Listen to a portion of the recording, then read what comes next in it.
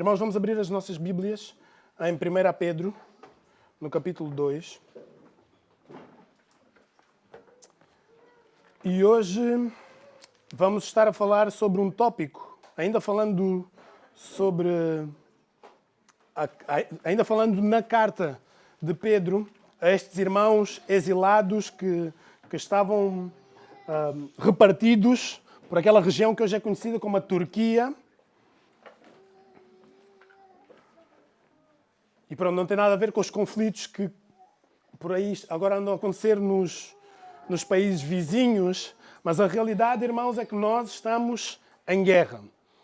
Não se preocupem, eu pelo menos acho que não perdi nenhuma notícia durante a madrugada, acredito que vocês também não. Nós, especificamente, a nação de Portugal, não estamos em guerra ainda, mas nós, aqueles que foram escolhidos, os salvos por Cristo, nós estamos em guerra.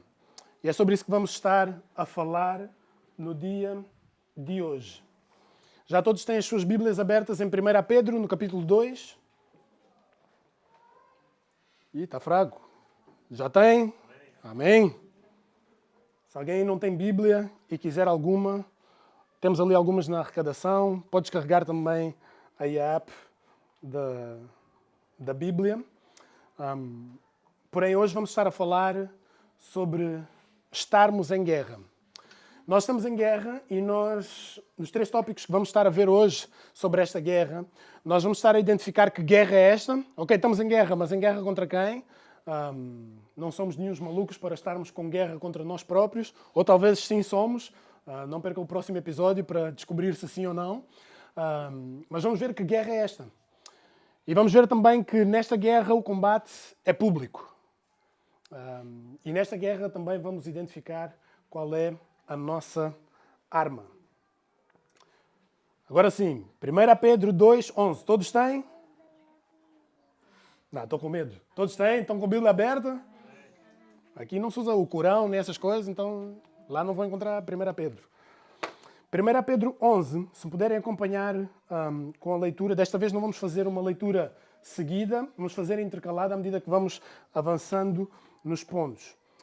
1 Pedro 2, o versículo 11 diz o seguinte: Amados, exorto-vos como peregrinos e estrangeiros a vos absterdes dos vossos desejos carnais que combatem contra a alma.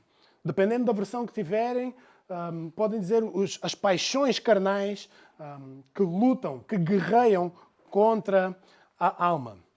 E realmente nós estamos em guerra e esta guerra é uma guerra interna. Isto é uma guerra interna que nós temos contra as paixões da carne. Agora pensar, as paixões da carne, isso soa a título de novela. Paixões da carne talvez não se aplica muito a mim. Isso aplica-se mais aos meus colegas pecadores do trabalho. Não sei. Podes olhar para esta lista. Eu vou dar aqui alguns momentos e ver se te sentes identificado. Não precisas levantar a mão. Sabemos que todos são pecadores aqui. Não é uma competição para ver quem levanta a mão mais vezes. Mas vê esta lista. Esta lista encontra-se em Gálatas 5:20. Os versículos seguintes são muito conhecidos porque fala do fruto do Espírito. O fruto do Espírito é o amor, a alegria, a paz, longanimidade, benignidade, bondade, fidelidade, mansidão e domínio próprio. E gostamos de nos identificar com esta lista. Pensar, poxa, esta semana tive domínio próprio. Esta semana fui amoroso. Mas não gostamos de ler os versículos anteriores que também nos chamam a atenção sobre alguns frutos que podem ser manifestos na nossa vida. Então, toma uns segundos para pensar. Imoralidade. Será que há algum pingo de imoralidade na minha vida? Impureza, indecência, idolatria, feitiçaria, eu sempre duvido um pouco no contexto em que estamos, mas quem sabe?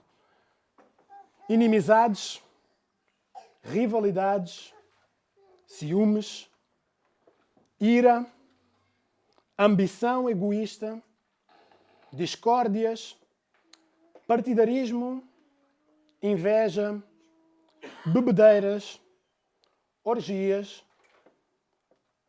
E se a lista, se não percebeste que não é uma lista exaustiva, está aqui uma cláusula que diz e coisas semelhantes a esta. Coisas semelhantes a estas. Irmãos, a nossa guerra é uma guerra interna contra isto, contra esta lista. contra os frutos da carne. Este versículo 11, é muito claro. Ele diz: exorto-vos como a peregrinos e estrangeiros a abster-vos dos desejos carnais, das paixões carnais, desta lista, que esta lista combate contra a alma. Pedro ele dirige-se a um grupo de peregrinos e forasteiros.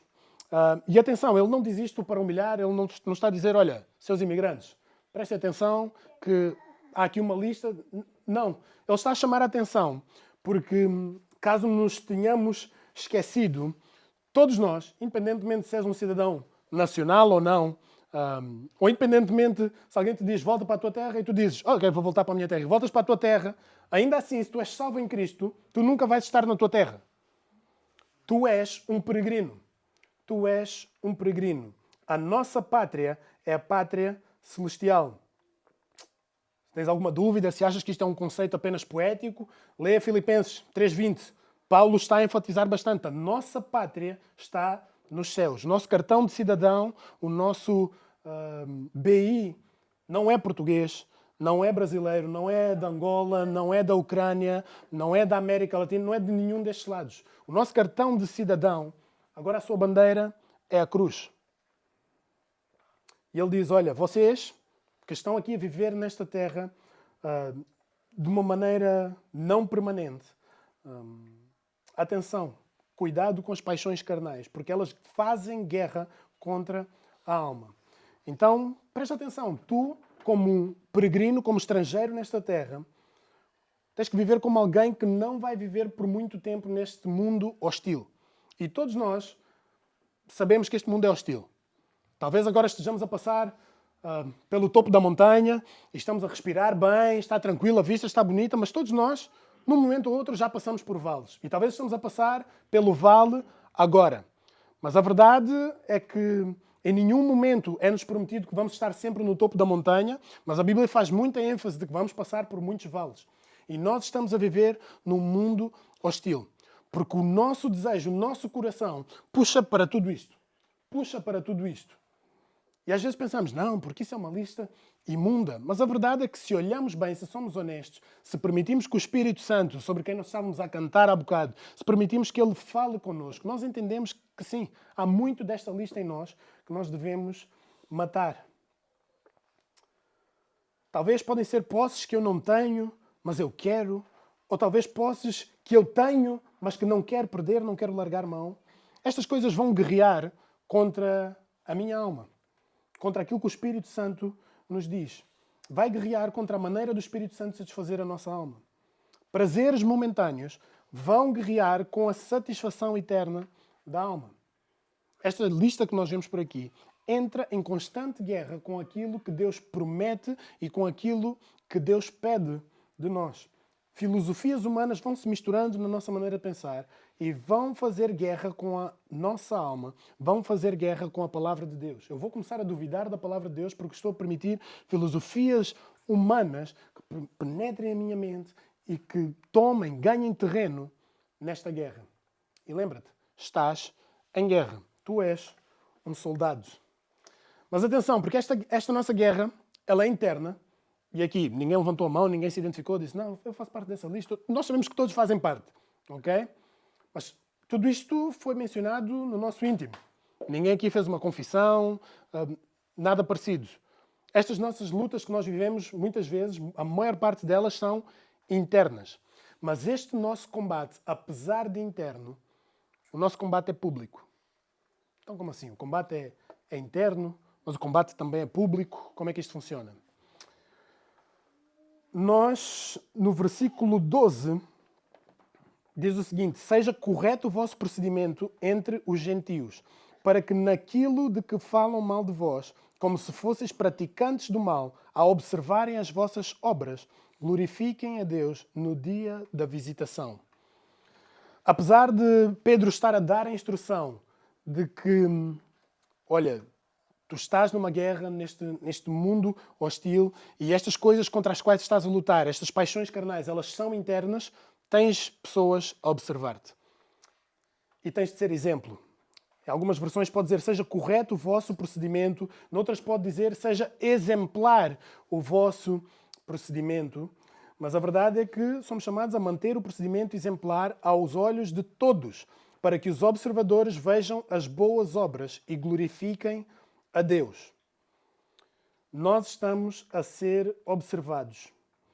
Há um versículo, o que está aqui presente, Hebreus 12, 11, que diz o seguinte: portanto, nós também, rodeados de uma tão grande nuvem de testemunhas, depois de eliminar tudo o que nos impede de prosseguir e o pecado que nos assedia, corramos com perseverança a corrida que nos está proposta, fixando em Jesus, o autor e consumador da nossa fé. Nós estamos a ser observados e estamos debaixo de pressão para agir conforme aqueles que rejeitam a Cristo. Aqueles que têm prazer naquela lista anteriormente mencionada. É interessante porque é muito claro, sim, nós travamos esta batalha. Esta é uma batalha interna que nós travamos. Ponto 1, bem assente. Também entendemos que o nosso combate, apesar de interno, também é público. Temos pessoas que observam como é que nós combatemos, como é que nós lidamos com muitas destas tentações. O segundo ponto também já está. E vão pensar, poxa, essa é a pregação mais rápida do universo, porque já vamos para o terceiro e ainda agora começamos. Mas agora é onde a coisa fica mais difícil. Porque agora que entendemos, sim, temos um combate, o combate é interno, temos testemunhas que estão a ver como nós estamos a combater, mas temos de ter cuidado, porque temos que usar as nossas armas de maneira apropriada. Não é mistério para ninguém, daqueles que faz parte aqui desta igreja, que talvez adotemos uma postura mais conservadora, nós entendemos assim à luz das Escrituras, mas se falamos, por exemplo, da ação policial, há muita divergência no mundo. Há quem veja o Tropa de Elite e pensa, poxa, ganda filme, ganda filme. Eu, se tivesse sido mais novo, queria ser o Capitão Nascimento. Menos asneiras, mas teria sido um Capitão Nascimento da fé. Há quem veja o Tropa de Elite e pense, não, porque este filme é uma afronta aos direitos humanos. E como assim, bandido bom é bandido morto, temos que amar a todos. A verdade, e não vamos falar de outras realidades, vamos falar aqui de Portugal.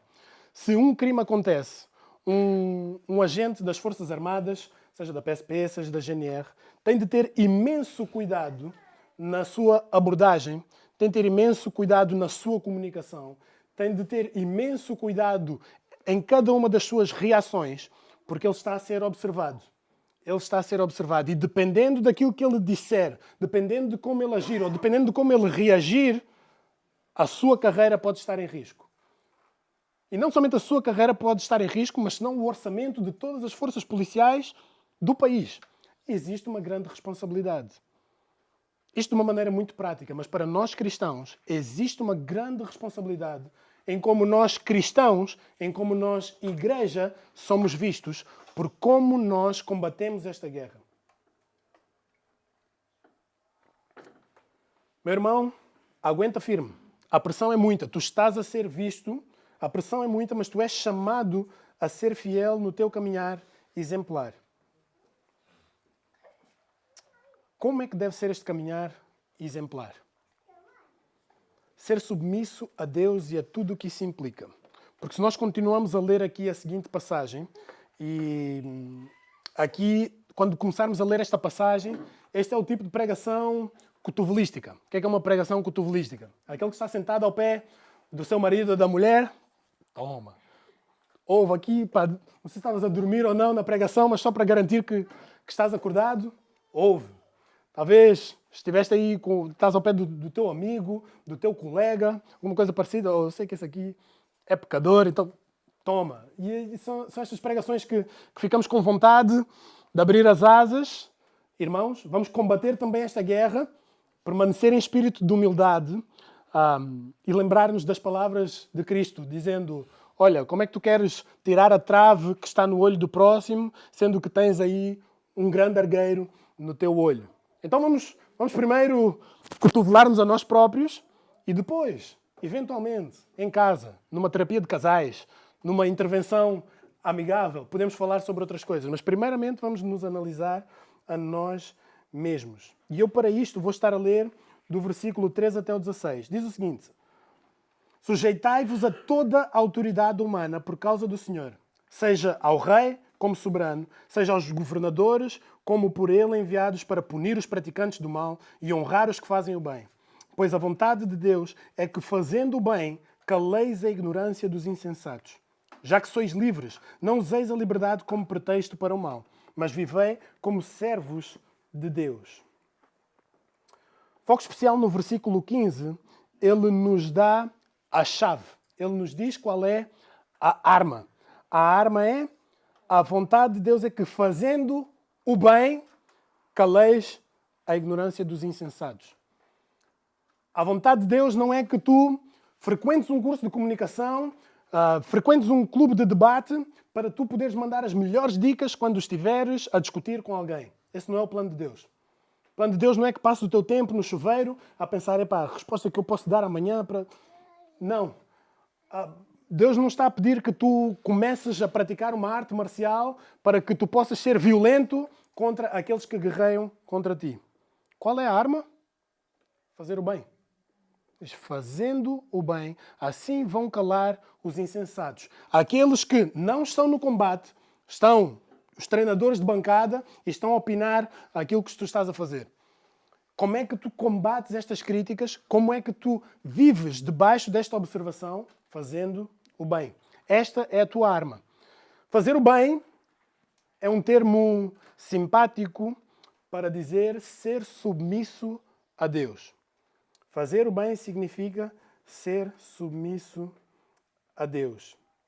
E, meu amigo, submeter-se a Deus significa acatar a ordem que Ele estabeleceu. E esta é a ordem. A ordem que Deus estabeleceu está no versículo 17. O versículo 17 diz: honrai a todos, amai os irmãos, temei a Deus, honrai o Rei. Honrai a todos. Fiquem com esta palavra em mente, ok? Esta frase. Honrai a todos. O que é que nós devemos fazer a todos? Honrar. Devemos honrar a quem? A todos. Amai os irmãos, temei a Deus, honrai o Rei. Daqui poderíamos tirar algumas aplicações breves, momentâneas. Se estivesse a fazer um devocional instantâneo, podias olhar e dizer, ok, eu devo tratar a todos com honra, entendido. Amar os irmãos. Está fácil? O que é que eu preciso fazer? Amar os irmãos. Não está difícil.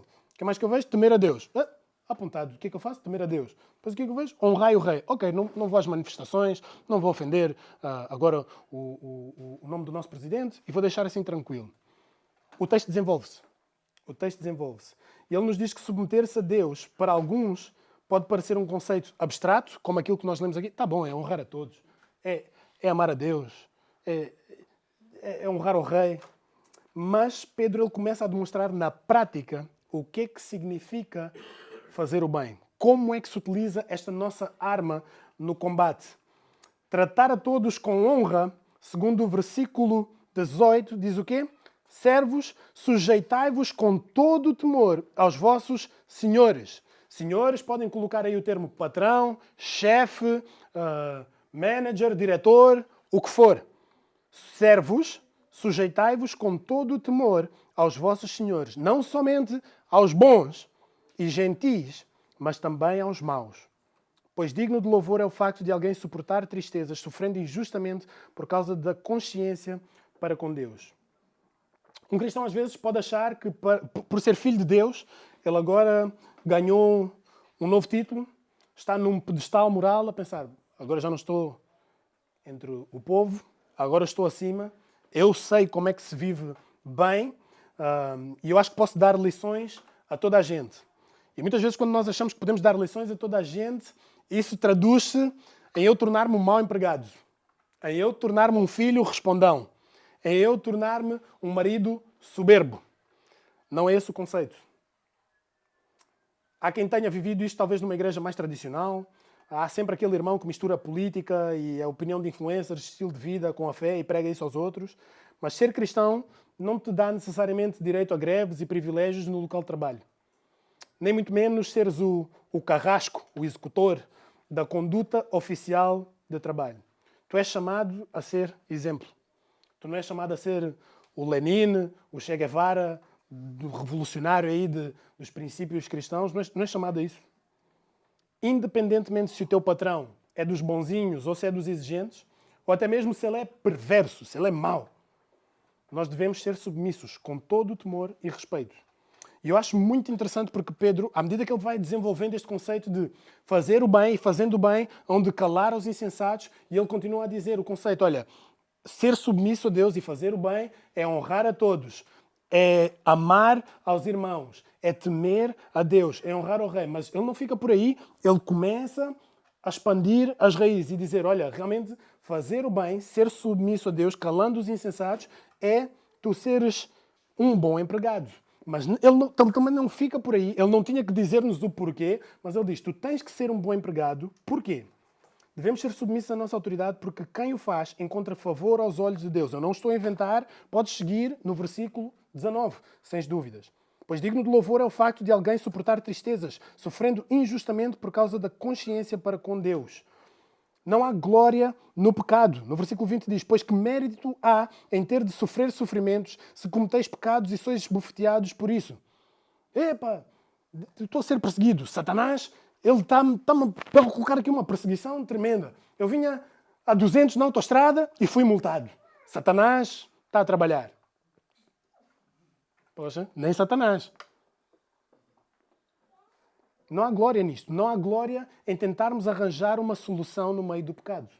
Não há glória nisso. Não vais receber uma medalha, não vais ser um grande crente. Olha, foste um revolucionário, mentiste para atingir tal objetivo, roubaste para atingir tal objetivo, traíste para atingir tal objetivo, vendeste a tua fé. Não há glória nisso. Nós fomos chamados a sofrer como Cristo. E agora, se calhar, também se tens dúvidas, se foste chamado para sofrer, continua a ler a passagem. O versículo 21 diz o quê? Para isso fostes chamados, pois Cristo também sofreu por vós, deixando-vos exemplo para que sigais os seus passos. Ele não cometeu pecado, nem engano algum foi achado na sua boca. Ao ser insultado, não retribuía o insulto. Quando sofria, não ameaçava, mas entregava-se àquele que julga com justiça. Ele mesmo levou os nossos pecados em seu corpo sobre o madeiro, para que, mortos para os pecados, pudéssemos viver para a justiça. Pelas suas feridas fostes sarados, porque vivias desgarrados como ovelhas, mas agora retornaste ao pastor e bispo da vossa alma.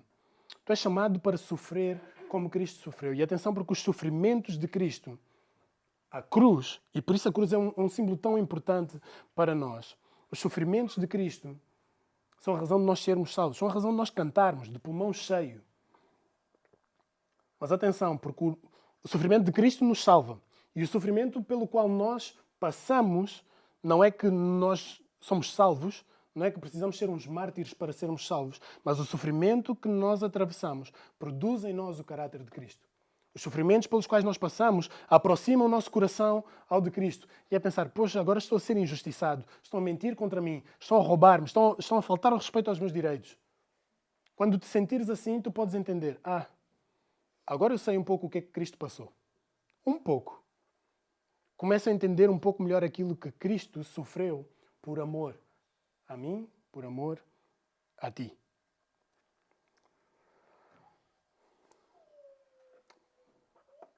Irmãos, devemos ser submissos a Deus, e ser submisso a Deus significa ser submissos aos nossos superiores. E não penses, superiores são apenas os meus pais. Pense em todos os escalões da vida. Não importa se podes ser o homem mais rico do mundo, tu tens que prestar contas a alguém. Tu tens superiores. Ser submisso a Deus, fazer o bem para calar os insensatos, eu devo ser submisso aos meus superiores.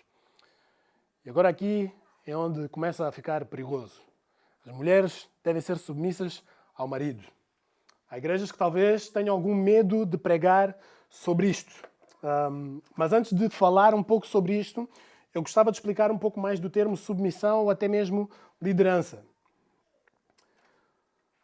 O termo submissão, este é um termo que se calhar não é muito popular nos dias de hoje. E até entendo que ao dizer isto, dentro desta mesma igreja pode gerar algum desconforto.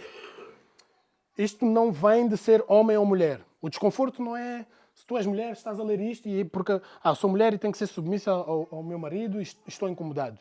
Não, o incômodo com a submissão é comum tanto a homens como mulheres. Submeter-se é uma dificuldade que se encontra em todo ser humano.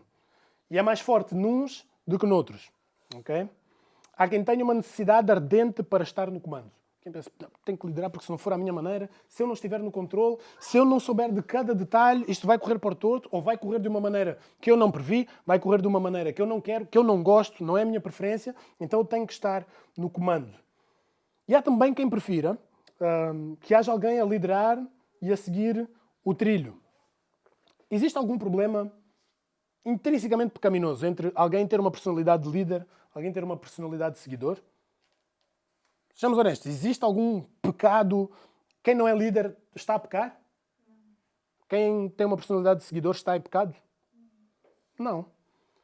Mas ambos os perfis, apesar de serem necessários, ambos os perfis também podem ser acompanhados de uma conduta pecaminosa.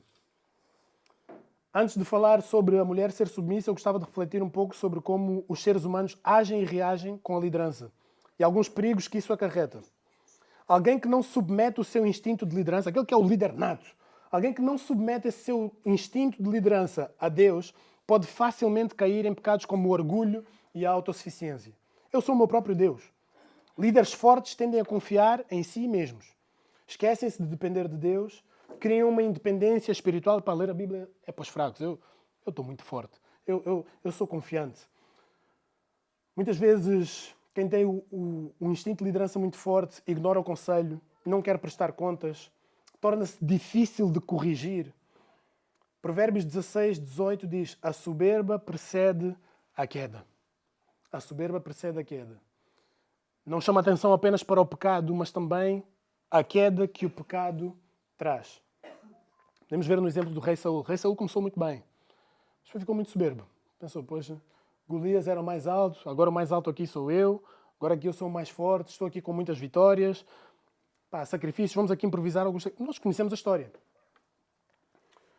Alguém que tem um instinto de liderança muito forte pode dominar ao invés de servir. Uma frase que eu não me esqueço. Eu era criança e um adulto, eu já não me lembro que adulto é que me perguntou isso, eu sei que ele era estrangeiro e ele perguntou-me, olha, o que é que tu queres fazer com a tua vida? E eu disse, eu gostava de ajudar as pessoas. Ele disse, então tu queres ser político. Eu na altura não entendi o que é que ele disse. Não quero ajudar as pessoas, quer ser político. Político é se eu quiser ganhar dinheiro, se eu quiser mandar. E à luz da Bíblia, hoje em dia eu consigo entender que quando alguém é chamado para uma posição de liderança, quando alguém é chamado para uma posição de governo, não é para ter um ombro pesado, cheio de patentes, um peito cheio de medalhas, mas sim para servir ao povo. Sim para servir ao povo. E muitas vezes alguém com um instinto de liderança muito forte pode querer dominar em vez de seguir. Ele tem impaciência com os outros, força um ritmo, rebaixa quem é mais fraco.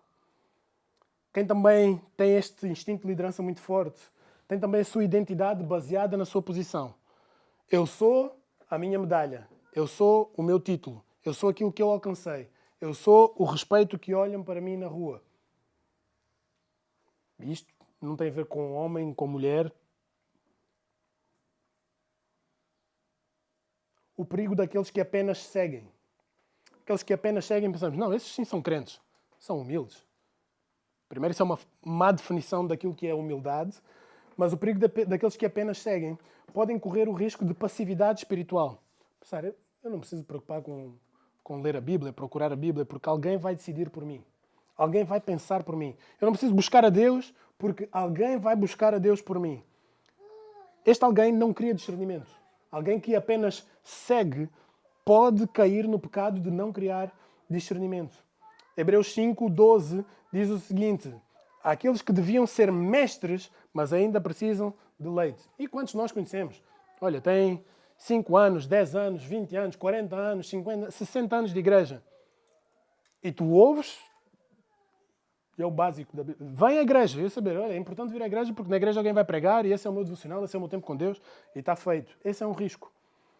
Aqueles que são passivos espirituais ou que apenas seguem podem fugir à responsabilidade.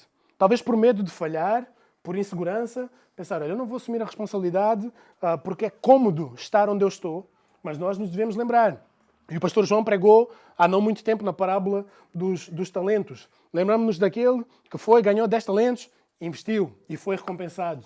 O outro que ganhou 5 talentos, investiu e foi recompensado. O outro que tinha 1 talento, com medo, foi, escondeu, não criou juros, não criou nada e ele levou nas orelhas.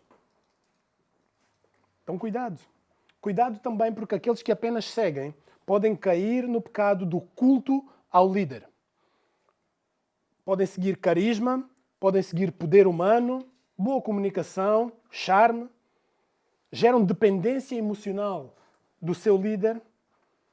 E nós vimos isto acontecer na Bíblia, em 1 Coríntios 3, 4. Vimos como lá naquela igreja não estavam a dizer: epá, eu sou de Paulo. Não, eu sou convertido de Pedro, então eu sou dos originais. Não, eu sou de Apolo, que são aqueles mais hipsters, são um pouco mais diferentes.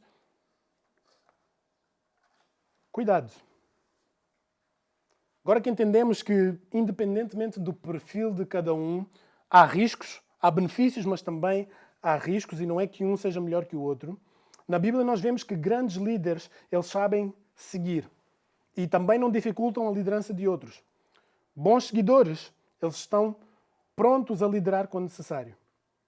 Isto aqui não é um corte de podcast, não é nada por aí parecido. Olhemos para o exemplo de Cristo. Cristo, o próprio Deus, ele liderava multidões, sim ou não? Mas Cristo ele também submetia-se totalmente à vontade do Pai. Talvez isto para aqui possa criar alguma confusão, mas na Trindade não é que um está em cima do outro e Deus Pai é o mais forte, depois Deus Filho é o segundo mais forte e o Espírito Santo é o mais fraco. Não é assim que funciona. Os três partilham a mesma essência. Os três estão na mesma posição. Há uma ordem sobre como as coisas funcionam. E nós vemos isso na própria Trindade. E Cristo, apesar de liderar multidões, apesar de ser o nosso líder, o nosso rei, ele submete-se ou não à vontade do Pai. Submeteu-se à vontade do Pai. Obediente até à morte e morte de cruz, porque o Pai assim decidiu. E não somente ele era submisso, mas ele também servia. Serviu a homens. Se Cristo era líder, ele também era submisso e ele também servia, eu acho que todos nós temos que aprender do seu exemplo. Não há ninguém aqui que possa dizer, de Cristo eu não aprendo nada porque eu já li aqui bons livros de liderança, do John Maxwell, do Andy Stanley e de vários outros. Se Cristo era líder, era submisso, acho que todos nós temos a aprender do seu exemplo. Então, quando nós chegamos numa parte que na Bíblia diz mulheres devem ser submissas aos seus maridos, não é porque são inferiores em capacidade. As mulheres não são inferiores em capacidade. Lembramos do exemplo de Cristo, sendo igual a Deus, ele submeteu-se ao Pai. Pedro ele dá esta indicação porque foi a ordem que Deus escolheu. Deus escolheu esta ordem, que a mulher fosse submissa ao seu marido. E nesta passagem nós vemos a instrução de que a esposa não deve tentar converter o seu marido por gritos, argumentos ou veneno na comida. Não é nada disso que a mulher deve fazer para ganhar o seu marido. Diz o seguinte, mulheres do mesmo modo, no capítulo 3, versículo 1, mulheres do mesmo modo, cada uma de vós seja submissa ao marido, para que também, se algum deles não obedecem à palavra, sejam ganhos sem palavra alguma pela conduta da sua mulher. E atenção, porque muitas vezes nós olhamos para aqui e pensamos que está-se a referir apenas à salvação. Um dia eu gostava imenso que algumas irmãs que nós temos aqui na igreja que casaram com homens descrentes que pudessem dar o seu testemunho sobre o difícil que isto pode vir a ser. Enfrentar uma situação assim. Isto não é uma garantia de que sejam convertidos. E também não fala apenas sobre salvação. Fala sobre desobediência à palavra. E quantas vezes isso não acontece? Quantas vezes tu pensas, poxa, eu tenho que... E eu aqui vou falar de mim e da Sílvia, porque eu sei que isso não acontece com nenhum dos outros casais aqui na igreja. Os outros casais todos são exemplares, apenas eu e a Sílvia precisamos trabalhar nisso. Eu consigo ver pelos vossos sorrisos que assim é. Quantas vezes nós, como maridos, não somos os melhores exemplos? E eu penso, como seria para mim difícil submeter a mim mesmo? Eu conheço-me, eu sou falho. Aquilo que eu prego, eu falho naquilo que eu prego, naquilo que eu ensino, naquilo que eu reclamo. E atenção, isto sou eu. Eu sei que vocês, maridos, não fazem. E eu sei que vocês, esposas, não têm esta dificuldade em submeter-se ao vosso marido. Mas o que é que Pedro aqui diz? Tu não vais ganhar pelos gritos. Tu não vais ganhar na força do combate. Tu não vais ganhar na birra. Tu não vais ganhar na força dos ciúmes. Ser submissa, ser exemplo, para que tu ganhes o teu marido, para que o teu marido seja ganho para a obediência à palavra, sem palavra alguma, pela simples conduta. E aqui também não está a dizer que é imediato. Às vezes pode levar uma vida. Às vezes, se calhar estás no leito da morte e finalmente o teu marido vai dizer, olha, tinhas razão. Mas olha, trabalhaste toda uma vida para que isto acontecesse. Mas lembra-te que estás casado com um pecador. Pedro também diz, chama a atenção, olha, mulheres, não se preocupem com os vossos penteados, não se preocupem com a vossa maneira de vestir, joias, roupas.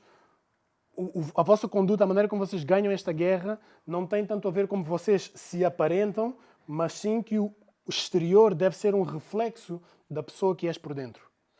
A tua conduta, lembras que estás a ser observado pelo teu cônjuge. A tua postura interior deve ser inquebrantável, espírito manso, tranquilo, que é de grande valor para o Senhor. Continua a ler o resto da passagem. E é interessante porque isto não fica apenas para mulheres aos maridos, mas, e aqui atenção aos cotovelos, os maridos devem ser submissos às mulheres. Como assim? Olha, não estou a inventar. No versículo 7 diz, da mesma forma, maridos... Então a instrução anterior era que fossem submissos. Sim ou não? Era a instrução anterior. E agora aqui a instrução, olha, da mesma forma, maridos, vivei com elas a vida do lar. Para alguns pode dizer a vida em comum. Nós, maridos, temos de aprender a saber viver em submissão também. Nós não estamos submissos à nossa esposa de uma posição hierárquica, nós estamos submissos àquilo que é o seu bem-estar.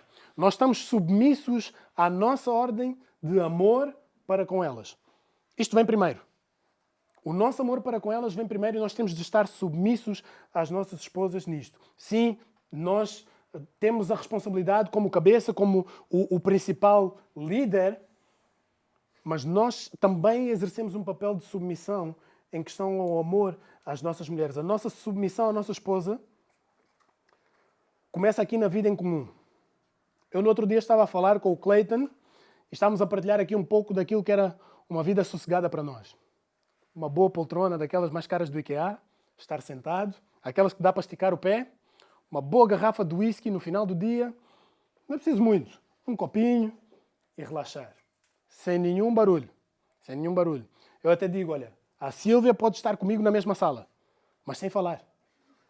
Lá, no outro lado, e é o que eu digo, eu uso a Sílvia como exemplo porque eu sei que isso não acontece nos outros matrimónios, mas para mim, isso é uma vida tranquila. Meu amigo, se essa é a tua esperança, se isso para ti é vida tranquila, se ainda não casaste, não cases, ok? Porque não é isso que vai acontecer. Cai, não chores. Não é isso que vai acontecer. Mas, meu irmão, tu és chamado a viver uma vida em comum. Então essa tranquilidade, essa paz que tu estás a pensar ter, o que eu te aconselho, começa a trabalhar numa amizade com a tua esposa. Para que, ok, podes ter a tua poltrona, podes ter o teu whisky, podes estar tranquilo, mas que a presença da tua esposa seja prazerosa. E aqui, meu amigo, nós temos a mania de dizer que as mulheres falam muito, que seja como for. Nós somos os responsáveis por manter o ambiente dentro de casa. Nós conseguimos ditar o ritmo. Nós conseguimos dizer se agora vamos ser amorosos, se não vamos ser amorosos. A tua esposa quer fazer uma vida a dois contigo. Este desejo que tu tens como homem, para a tua esposa é completamente o oposto. A tua esposa quer andar de braço dado, quer estar no Freeport, andar contigo e fazer assim com a mão, e está a andar e quer falar sobre o seu dia. Tu és submisso ao amor à tua esposa. E se a tua esposa sente-se amada desta maneira, submete-te. Porque estás em guerra e esta é a tua arma. Apetece relaxar, traz a tua esposa. Tens sonhos, partilha e envolve os teus sonhos com a tua esposa. Pergunta quais são os sonhos da tua esposa. Sonhem juntos e trabalhem juntos. Isso não é ser menos macho. Isso é ser um homem submisso a Deus. E confia. A tua vida no lar será bem mais feliz. Também tu deves viver a tua vida no lar com discernimento. Nós homens também somos orgulhosos. Eu falo porque eu sou muito homem. Nós queremos compramos um móvel, compramos alguma coisa. Não, o manual não sabe. Eu é que sei. Eu é que sei fazer as coisas. E nós casamos e traduzimos este pensamento para o matrimónio. Marido, tu tens de aprender que a tua esposa não é algo para ser levado no improviso. Viver com a tua esposa não é algo para ser levado às 3 pancadas. Nem figuradamente, nem literalmente às 3 pancadas. Tu tens de investir sabedoria ao lidar com a tua esposa. Ela não pensa como tu, ela não age como tu, porque ela não é tu. Ela é a rainha do teu lar e tu tens de desenvolver o teu discernimento, sabedoria, inteligência para a poderes liderar, para ganhares o respeito da tua esposa. Tu és submissa ao seu amor, sim. A tua esposa tem a ordem de respeitar-te, mas, por favor, ganha o seu respeito. Constrói o teu respeito. Eu sei que és sedento por respeito e tu vais conquistar o respeito da tua esposa se a tratares com discernimento. Também como parte mais frágil. A tua esposa não tem de aguentar aquilo que aguentas. Muitos podem se ofender quando alguém diz, olha, vira homem. Olha, é verdade, em muitas coisas temos que virar homem. Isso não é frase anti-woke, nem... Não. Uma mulher é o vaso mais frágil. Tens de deixar de ser áspero com a tua esposa. Não ganhas nada em ser um brutamontes. Algo que me surpreendeu ao ser pai. Eu fico chateado se o Dominique ou a Eva apanharem num prato cheio de comida, deixarem cair no chão, partir, ou deixam o copo, todo o sumo ali na mesa. Fico chateado. Fico a pensar, poxa, mas porquê que fazes isso? Tento não insultar, porque também são crianças, mas fico chateado. Mas se é uma visita que eu tenho lá em casa e que deixa cair o copo, deixa cair o sumo, qual é a minha reação? Não é, deixa estar, isso acontece, tudo bem, partiste um prato, opa, vai sair aqui, compra-se outro. Não é assim que nós agimos? Se nós conseguimos tratar assim uma visita e conseguimos fazer a diferenciação entre uma visita ou alguém íntimo, se tens autocontrole para ser amável o suficiente com a visita, tu podes ser mais sensível ao tratar com a tua esposa. Ela é mais frágil do que tu. Trata também a tua esposa com dignidade. E da mesma forma, maridos, vivei com elas a vida do lar com entendimento, ou vida em comum, dando honra à mulher como parte mais frágil e herdeira convosco da graça da vida, para que as vossas orações não sejam impedidas. Meu amigo, trata a tua esposa com dignidade. E eu sei que talvez, se calhar, estou a ser mais áspero com os homens, mas esta foi a ordem que assim Deus decidiu. Tu podes achar que isto é ignorável. Podes achar que a tua esposa está inferior a ti, podes achar que podes faltar ao respeito, podes achar o que for. Enquanto tu fizeres, enquanto não tratares a tua esposa com dignidade, as tuas orações não vão ser ouvidas. Então podes achar, a vida cristã, eu pego na Bíblia, leio, não entendo nada daquilo. Venho à igreja, está aqui, marco presença, porque senão chateiam-me, mas nada. Muito simples. A tua vida espiritual pode estar bloqueada porque não estás a tratar a tua esposa com dignidade. Isto não é ignorável. Errar nisto significa que as tuas orações não são ouvidas. Ser submisso a Deus significa amar o nosso irmão. E eu quero ler literalmente aquilo que a palavra de Deus diz. Finalmente, tende vós o mesmo modo de pensar, mostrai compaixão e amor fraternal. Sede misericordiosos e humildes, não retribuindo mal com mal, nem ofensa com ofensa. Pelo contrário, bendizei, porque para isto fostes chamados, a fim de receber bênção como herança. Tu deves ser submisso aos teus irmãos na fé, assim. Deves ter o mesmo ânimo. E como é que tens o mesmo ânimo com o irmão na fé se tu não sabes como é que o teu irmão pensa? E sabes como é que não sabes como é que o teu irmão pensa? Porque nunca sentaste para conversar com o teu irmão.